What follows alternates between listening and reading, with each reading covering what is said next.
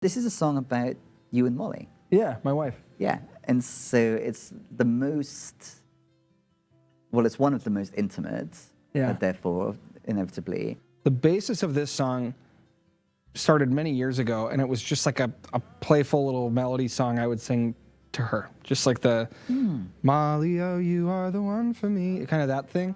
Yeah. And it was Not around for a expecting long it to time. become Yeah, it was just like a funny thing. Ulseth song. Yeah, exactly. And it was just like a thing I would sing just almost like as a goof, like just to like make her blush sometimes.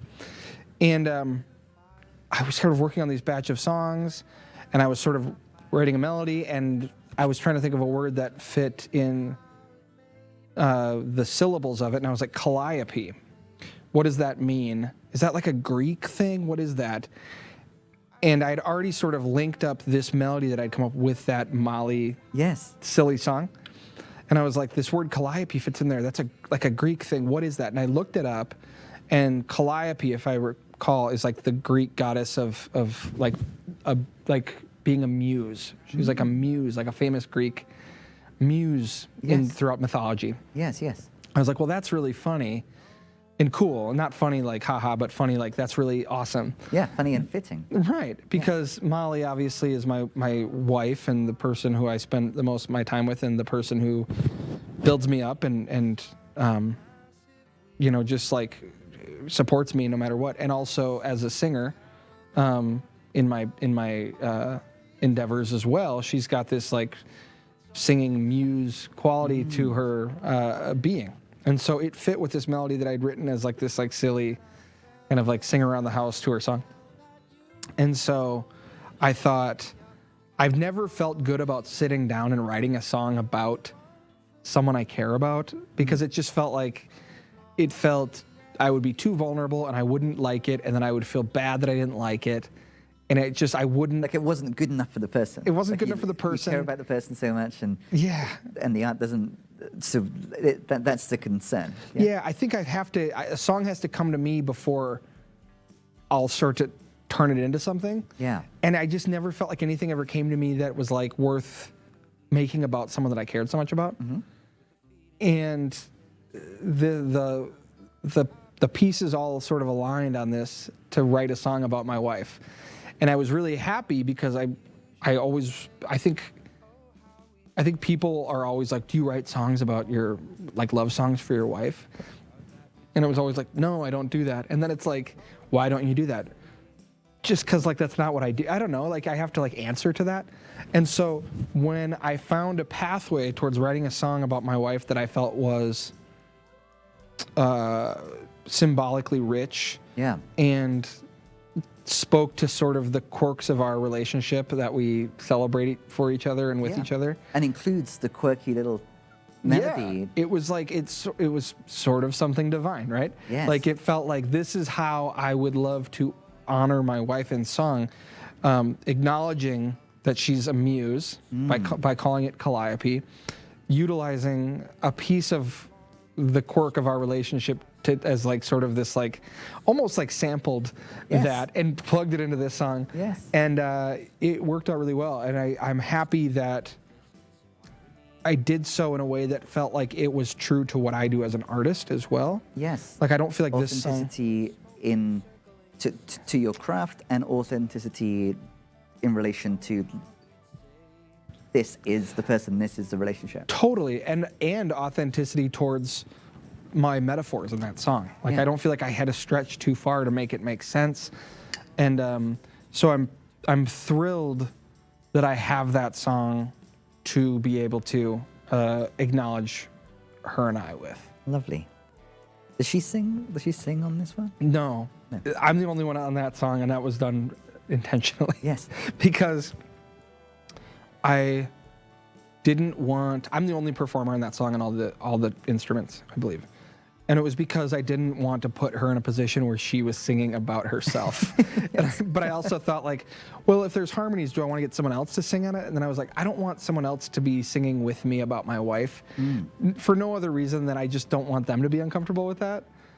And then I thought like, it's a pretty personal song. Maybe I should be the only, like the sole performer on that song. Yeah, it's so interesting that a lot of the kind of Songcraft stuff kind of naturally kind of gets set aside when there is this song which is most intentionally honoring the actual person and experience. And, and so this is not where you want to kind of do the kind of songwriting by numbers. Let's have the beautiful strings and so on. There's the absence of all of that here. Totally. I think if there's any song on this album that I allowed myself to sort of like break my inclinations, it was this one. Interesting. Because kind it of just felt like anticipating the current songwriting period. Totally different. Yeah. Totally different.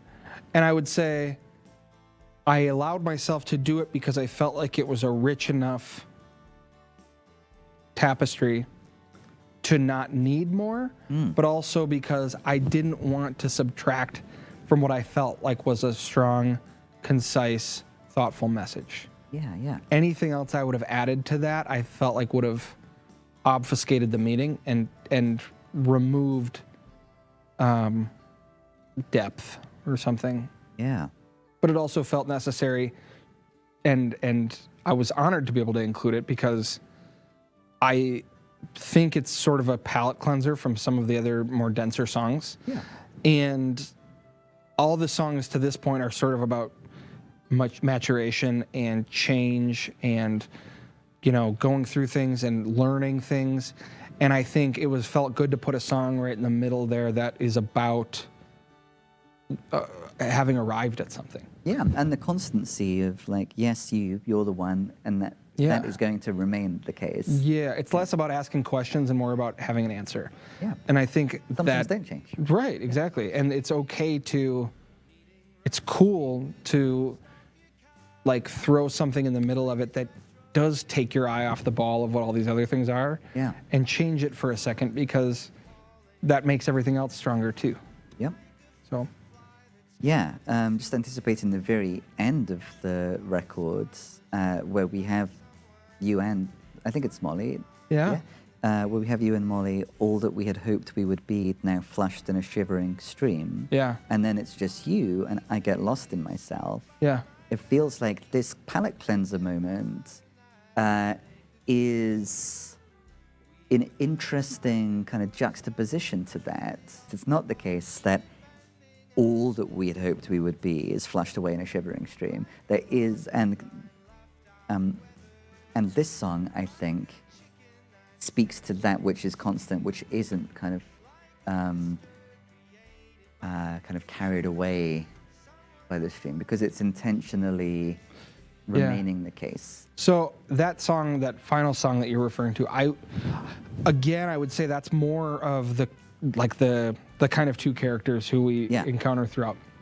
Yeah. And they're sort of like teenage runaways, kind of, sort of in an act of rebellion, linking arms and deciding to walk out into the world together. Yes. And sort of like looking back on that as an adult and saying, remember when we were that way?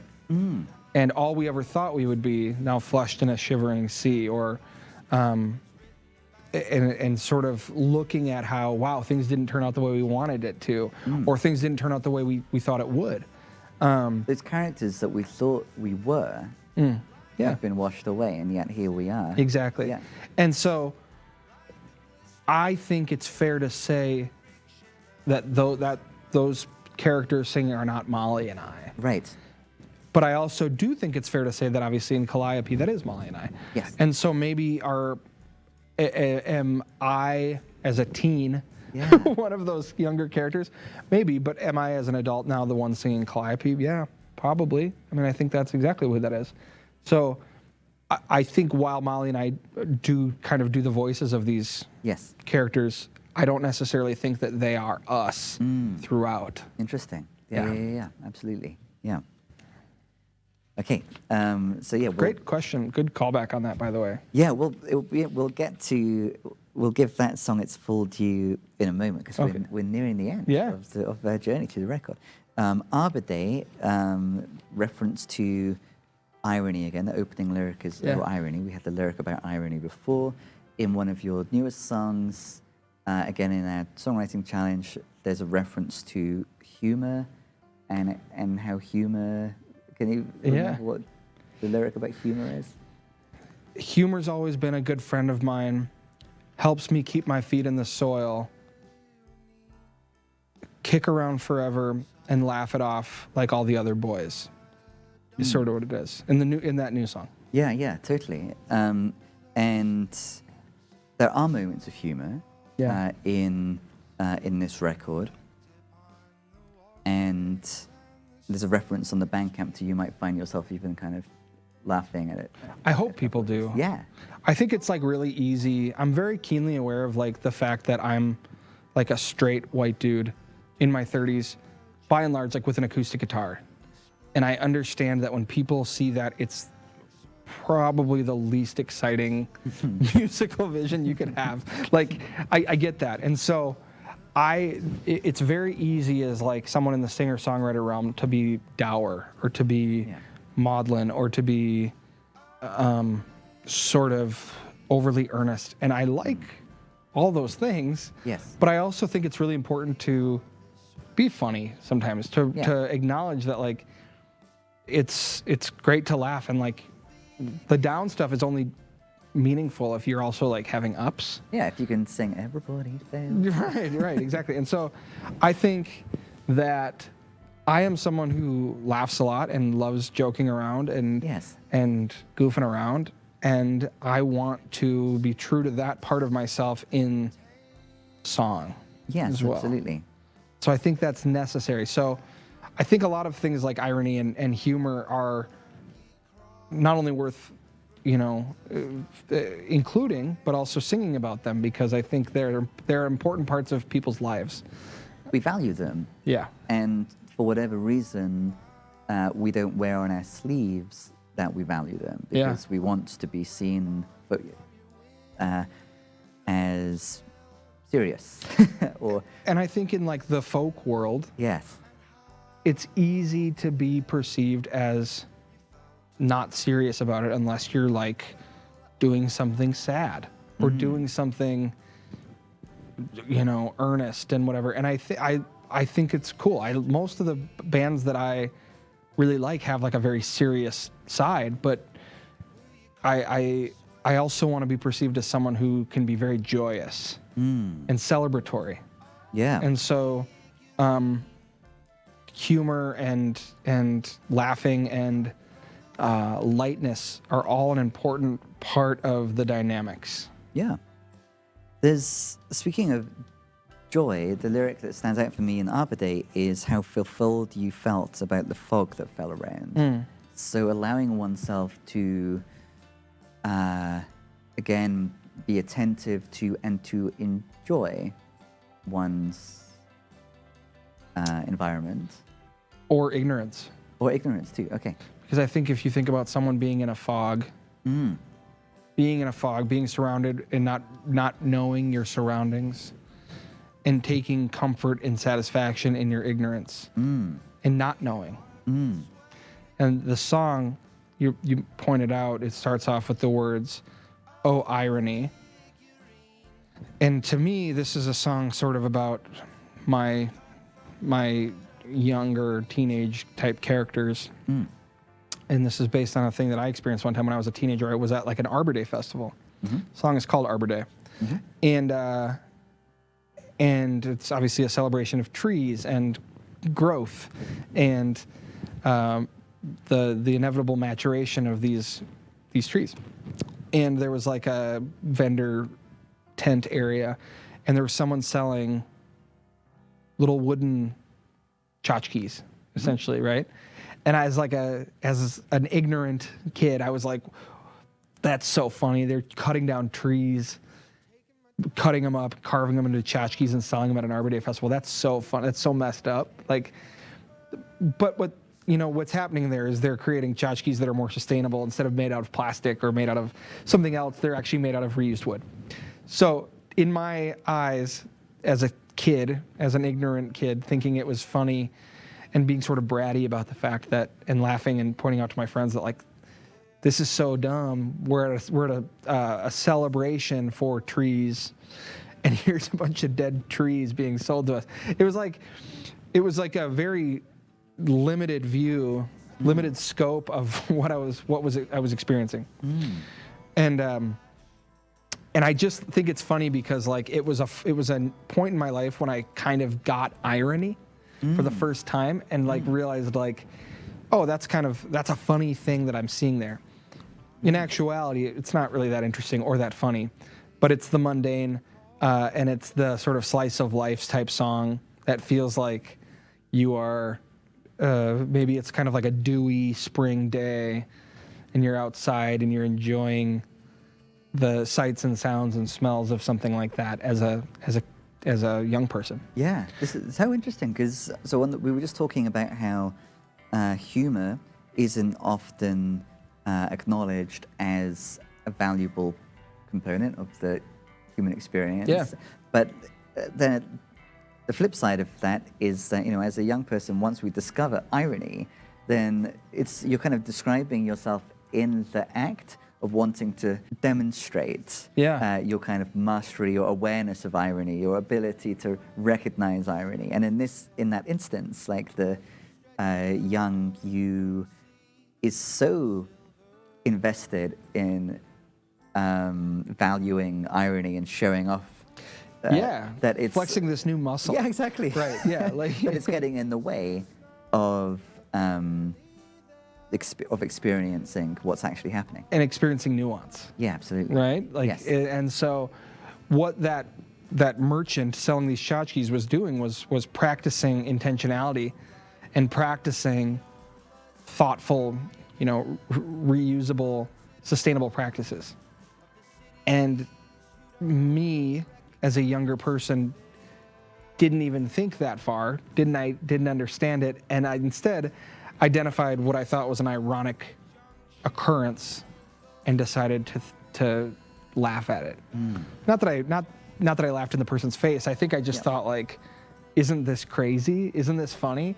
And I just like that as sort of this like slice of life moment in my mind wherein I was ignorant but like kind of like gleefully ignorant, you know, right. And not in a harmful way for anything. Yes. But the part that you brought up, you felt fulfilled about the fog that fell around, is I think in reference to feeling satisfied, not needing to know more about what was actually happening. But it's sort of said in these like, it's sort of a song about the joys of youthful ignorance. There's a part about the bugle call. I don't know if you have it in front of you. Bugle call. I do. Bugle call, light as cigarettes at the retaining wall, the bathroom stall, the Marquee Crawl, reminds us not to let life get away. Yeah. So those are moments that I feel like the Marquee Crawl reminding us not to let life get away is a fabrication, but I liked it sort of pressed against the things that I noticed as in this era of my life when I felt like I was, you know, going and trying a cigarette behind a retaining wall as a kid with my friends, as a teenager, or, you know, being a brat at a Arbor Day festival, or like it just, and the reminding us not to let life get away is such a corny thing to hear when you're 15 or 14 or whatever, but as an adult, it's poignant. And you think about, you know, those types of things that are sort of espoused to us to the point where it's on a marquee that I don't know what I'm envisioning there, but, you know, maybe it's at like a park or something where they have a marquee that shows events and stuff like that, and it says there's some inspirational quote about not letting life get away. That's sort of what I picture. I picture this event taking place in a park, and when I experienced it was in a park, but it's sort of, I put these characters in a place where that might be the case. Interesting, yeah. So back to the so much happening at once, beyond our comprehension.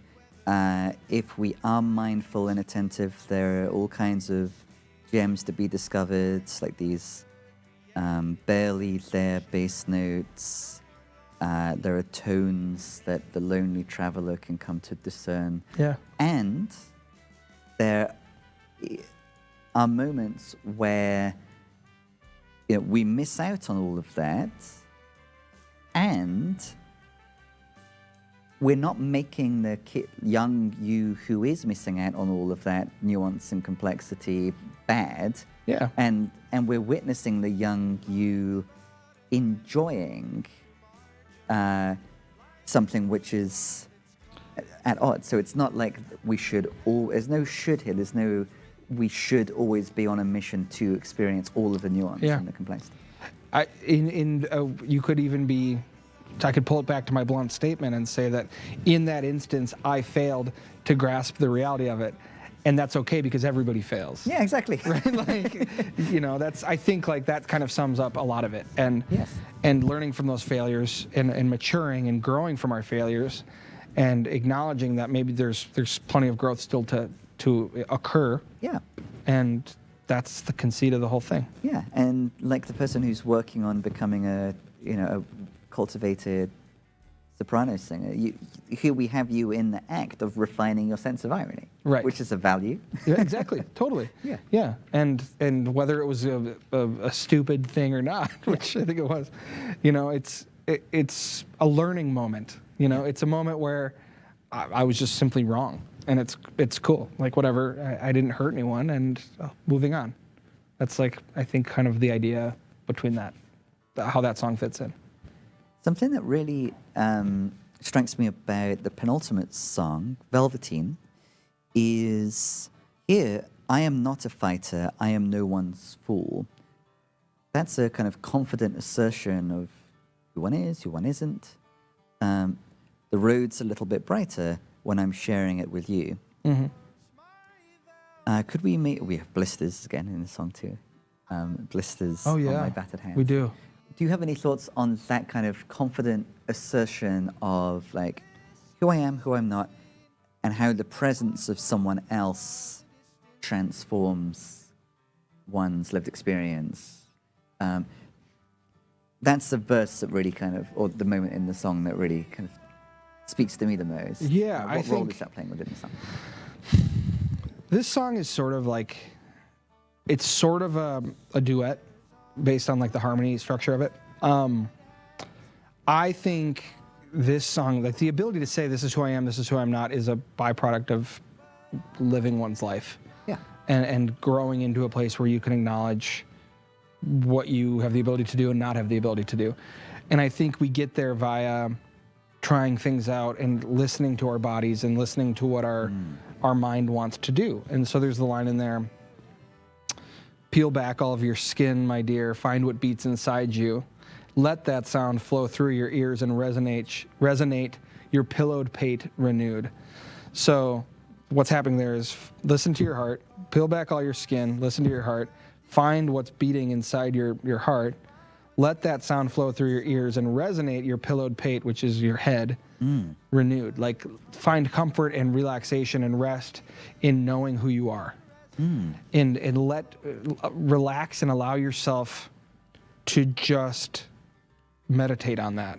And this comes through embodiment again and being aware of one's sensations. But in this case, the organ is not the longing lungs, but the heart. Yeah.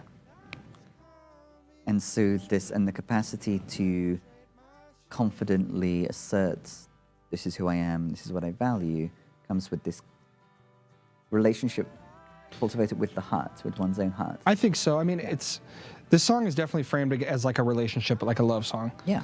But I think, is it a love song to a partner? Is it a love song to oneself? Is it a love song to the pursuit of learning who oneself is? I think it could be all those things. It sort of ends, the final verse is sort of, I always felt like I did this kind of song with all of that in it, and then I sort of ended it as a lullaby, which is, lay you down my velveteen, I can hear the moonlight, perfume from the foam-topped seas, to look upon behind your sleeping eyes. So like close your eyes, sweet dreams. get some rest. But I think that's kind of it's kind of like find solace, allow yourself the ability to relax, knowing that you are pursuing the best you, and that you're doing your best. Right, and the relaxing is part of that. Yeah. Because if we get locked into the habit of striving too much to be a particular thing. Yeah, and the idea of it being Velveteen is just sort of a pet name that I thought sounded kind of cool. Recently, I posted a video of myself singing this song, and Molly was there too. We were singing it to one of our dogs. Was in the video with us, and it's not a song to our dogs, but someone wrote that it was a song about my dog, and it's not. But if somebody thought it was, that's cool. I think it works as a love song to your pet too, if you wanted it to be that way, because it's sweet and it's nice, and our pets are great. Lovely. The word that's jumping out to me now is renewed. So at the end of that lyric you were quoting earlier about the heart and the head, and resonate your pillowed pate, renewed. Yeah. And there is, I think, here an acknowledgement and a celebration of the role of rest. Yes. And rest in relationship with renewal. If we're appreciating the capacity to say, oh, look how we've changed. Yeah. Then this making sure that the rest piece is in there is key, because there is this connection between rest and renewal. I think renewal in and of itself is I believe it is a agent of growth and change, right? I mean, yeah. That's what it is. Whether you're simply growing back into who you were, like if you need to renew your strength and you just need to get it back, that's a different type of metamorphosis. That's a different, state of change of state, I guess. And so I think that it's worth exploring that the person who this song is being sung to starts off the song in a state of sadness or confusion or anxiety, and the narrator is saying to them, learn to know who you are and who you aren't, and take solace in that, and don't fret about it. Find out what is important to you, and from there you will find the rest that you need right now. Yeah, and allowing it to become embodied. We don't need to be constantly thinking about it, because if we successfully feel who we are, then we become locked into certain default modes are established, and if there's some default modes, especially if they're intentionally chosen to some extent, are great. And it kind of ties back into All at Once, wherein learning who you are, don't be afraid of yourself. Identify with yourself. Be welcoming to who you are, and I think that gives a confidence and a way for people to just chill out and be satisfied, be comfortable, be aware of their own strengths and weaknesses in a way that allows them to just acknowledge that they fail, acknowledge that they can be something great and they can be something that's not great, and they can be all those things, and it's okay. Yeah, it could be flawed in unusual ways. Flawed in unusual ways, exactly. Yeah. That's better. I prefer to be that than to be like a flat cartoon character. Right. Yeah. I Which think is that's the contrast. I think that's an important way to look at it. Is that's sort of what I'm aiming for with that line up front. No one is two-dimensional, and I wanted to skip the exposition, because if I said that this narrator is bad in this way and bad in this way and bad in this way, but they're not all bad. It just takes it's an efficiency thing, and I didn't want to write about why people are bad. I wanted to write about why people are complex. And so by just saying that I'm flawed, or we were flawed, or they were flawed, it leaves a lot up to the imagination in terms of what that means. And it allows us to focus on the next step, which is the change or the growth or the intentional acknowledgement of everyone failing, whatever it ends up being, that, whereas that would be lost or maybe would be less clear if I went through a list of why people aren't great. Yeah, as soon as these flaws, or if all we know about the flaws is that they're unusual, suddenly that fosters curiosity about the flaws. I think so. Yeah. It makes it an interesting, efficient storytelling device rather than a list of why people suck. I think, that's sort of my thought process with that. Absolutely. So we're arriving at the final song. Sure. Now, I thought I heard you sing, and we referenced this briefly already. The desire to be canonized, discussed earlier, is interesting to think about in relation to what these characters were longing for before. Yeah. All they ever wanted to be that which yields no guarantees. This is interesting now. If there was earlier a desire to be canonized and to live a life that's in accordance with what one's been preparing oneself for, to be kind of the author of one's well-lived life, and then to have metaphorical readers pat you on the back and be like, yes, you have well-authored this story and you're a great protagonist in this story, like, good job. Yeah, right. So there's a desire for that. But now something different has happened, and there's an okayness with that, and there's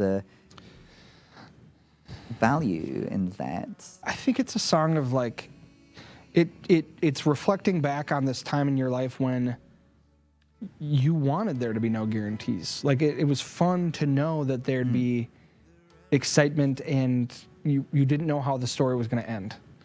And so all we ever wanted to be was that which yields no guarantees. I think is just a statement about, longing for that time when we didn't know how this story would end. That's so interesting because there's, the characters that want that kind of do, in a sense, want the guarantee of being able to look back and having stayed there. I think that's complex. I think that we come to this point in our life when we understand why we've conformed to certain things, because it's easier to sometimes get a mortgage and jump into the machine and the system and become, part of society in that way, because it's easier and it's less of a challenge to be constantly fighting against society, right? But that doesn't mean that you don't long for the times when you didn't feel that way. Because I think it's, again, touching on the ignorance is bliss point of it, wherein, just because I know more now than I did when I was younger, it doesn't mean I don't wish I still didn't know that stuff. And I think that's sort of what that's touching on. Acknowledging that while I am a smarter person as an adult than I was as a teen or a kid or an adolescent or whatever it ends up being, it doesn't mean that I'm not jealous of myself for being as carefree or as naive or longing for those times when that was the case. Yeah, interesting. What's going on with the exchange? This is the moment that really grasps me in this song. You got your space and got me to believe in the futile chase, the stoning of Saint Stephen. So Saint Stephen was a martyr in Catholicism. Yeah. And he was stoned for, pardon me, I don't remember exactly why he was stoned for, but he was stoned to death as like a martyr. He was killed for his beliefs. And so I followed the reference to Act 7, where Saint Stephen is full of the Holy Spirit, looking up to heaven and seeing the glory of God, and in that state is being stoned. And then dies saying, "Lord, do not hold this against them." Those who are stoning him. I think that is an acknowledgement of flawed people. And I think that you've got your space, you've got me to believe in, is an acknowledgement of I've given you your space to have your beliefs, and you've gotten me to see things in ways I hadn't previously seen them. And despite my growth, despite your growth, we are flawed people.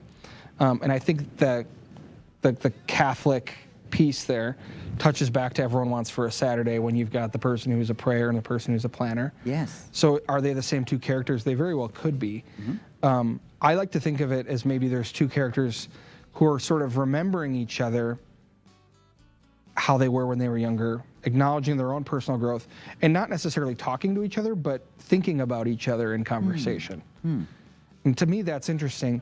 Rather than saying like, hey, remember when we did this? You've got this person over here who was this way, who grew up and is thinking about their friend who was opposite from them. And then this friend over here is also thinking about them.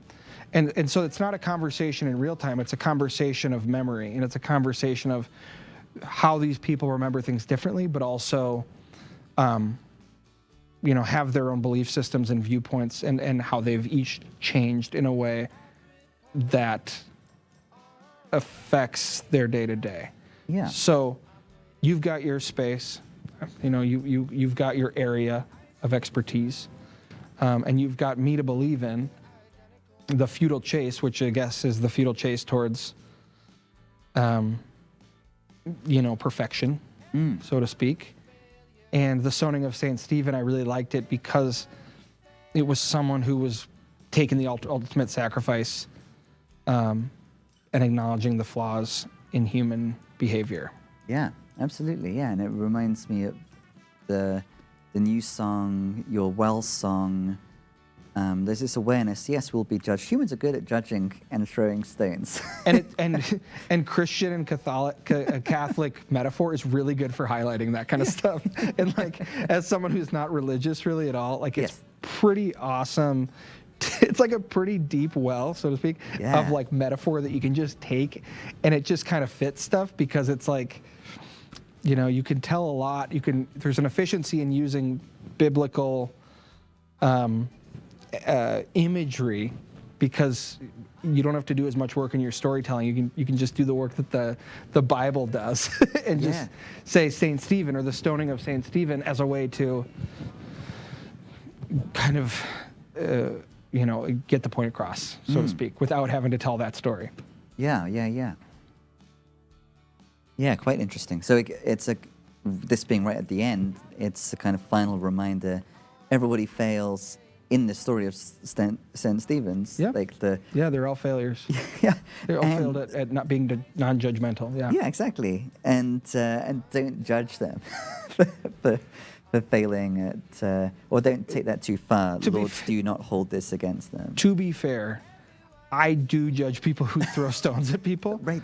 But the what Saint Stephen was saying is like, I forgive you essentially for doing this to me, because to err is human. Yes. And I think that's really poignant, and I think it fits thematically and with so many things that I touch on throughout the whole piece. Absolutely.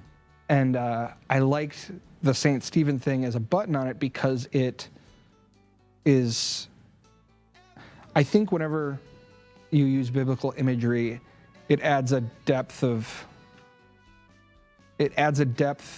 that can continue to be explored if you need to.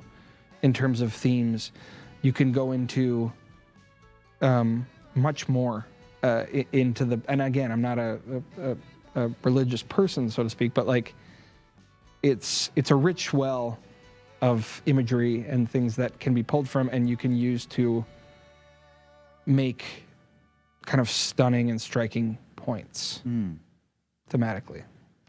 And I like that as kind of my final real statement. I mean, it goes on a little bit longer, but I think that is a really poignant visual that kind of ties it all up.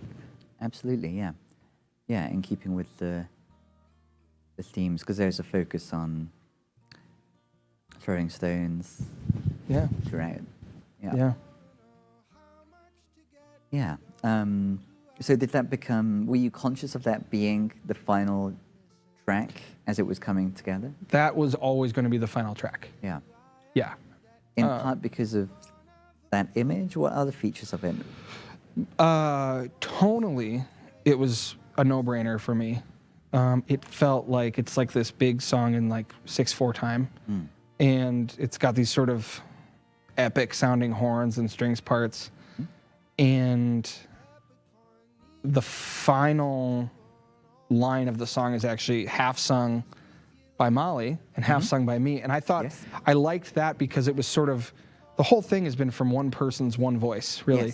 And so at the very end of it, acknowledging that there is another person in a lot of these stories, I thought added poignancy to the very end. Yeah, with the we lyric too. Yeah.